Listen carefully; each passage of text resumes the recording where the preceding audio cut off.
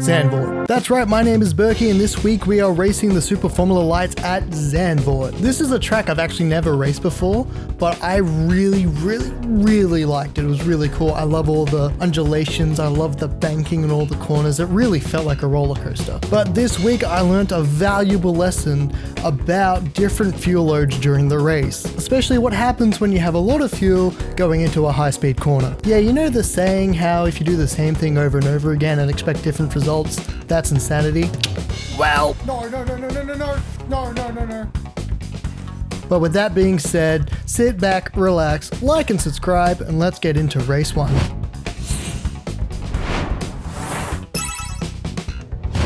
Here we are at race 1, and we get a very interesting start here. As soon as the lights turn red, the car in front decides to take off, hitting the car in P1. I have no idea why this happened. I was bewildered throughout the whole rest of the race. Speaking of the rest of the race, we had a fantastic qualifying starting in 5th, and we easily make our way up into 2nd. That was weird. Like, dude's right? Oh, his back wheel is screwed. What is going on? Because that was weird. Oh, and yeah, the guy that jumped the start ended up spinning out anyway. So we jumped the light and then f***ed his car. I mean, yeah, seems about right, to be honest with you. Is he going to the pits yet? You get on the leader. Indeed I am. After all of that, that put me into P1. I am currently leading the race. Whoa? How did that happen? But it wasn't long after that where I make a little mistake into the massive bank section, allowing 2 cars to get past me, which honestly I am fine with because I knew I couldn't keep the pace up that I needed to hold my position. Like, I am going to let them go. I don't really have the pace, but I'm sort of fine where I am. Oh god, they are going for it. That start was so weird. Did he think the lights might go? To race this series, you have to have been racing for at least enough to know better. Maybe to let his little brother or their son or their daughter or their child onto the simulator. They just went. Skipping to lap 8 now. I'm still in 3rd, but I start making a few mistakes, especially around turns 8 and 9. Ooh, I f***ed that up.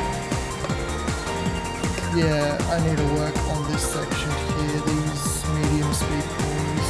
Skipping to lap 12, and the same thing again. I'm going wide into turn 9, go off to the grass, and I lose a ton of speed going into turn 10, which allows the car behind to catch up, and I fall down to 4th. I think he's got me here. Not ideal, but mistakes happen, and you just got to sort of live with it and keep racing safely. I wasn't gonna be able to hold that much longer, I don't think. Little mistakes here and there, but honestly, for a track I haven't raced on until this morning, not bad. And with that, heading around the fantastic turn 14, we are going to be finishing this chaotic race in 4th. I'm still bewildered that things like that can happen in these races.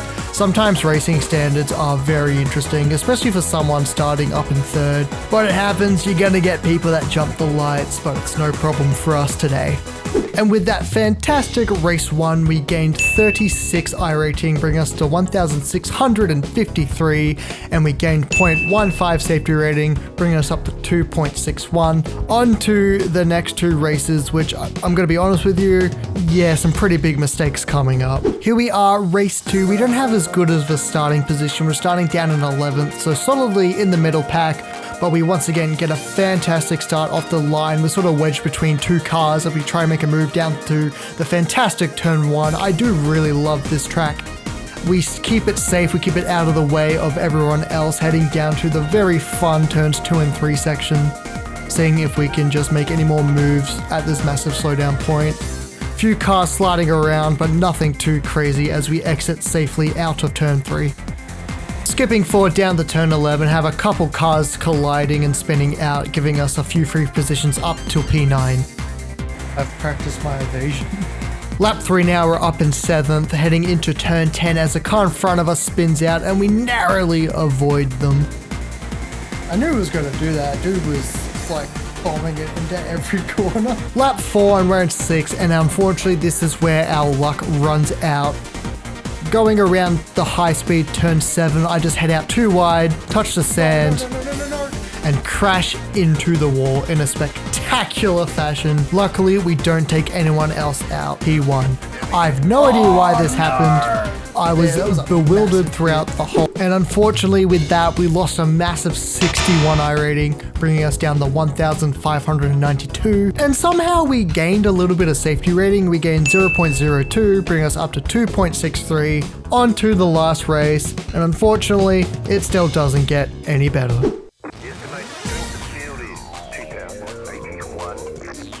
Here we are, last race, and we are starting all the way back in P19. And while I'm not the best at my race consistency, I will say one thing. My race starts are top tier. I always get off the line well. I always get ahead very early.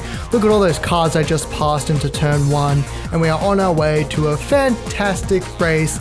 I just hoped the rest of this race would have gone better, but we shall get to it when we get to it. Skipping to turn 11 and 12, have a couple cars spin out in front of me. We make a pass, giving us another spot. We are slowly making our way up the field. I needed to. This is making me depressed rewatching this race. Here we are, lap 3, we're in 11th, and you know the old saying, doing the same thing over and over again is the definition of insanity? Well, here we are going wide after turn 7. Making the same mistake of touching the gravel and slamming it into the wall, ending our race once again. Same thing. Yeah, so unfortunately with that, we lost a massive 67 iRating, bringing us down to 1,525 for the week, and we lost 0.05 safety rating, bringing us down to 2.58. So with that, we lost a grand total of 92 iRating this week. This sucks. Oh, now we have it for Zandvoort. So while I have improved on my accident avoidance, I have not improved in my skill. I'm at the stage now where I need to dive more into the actual physics engine of iRacing and what happens with cold tires, fuel loads, wind, all those things that can affect the stability of a car. But once again, thank you so much for watching. Don't forget to like and subscribe, leave a comment, and I'll see you next time.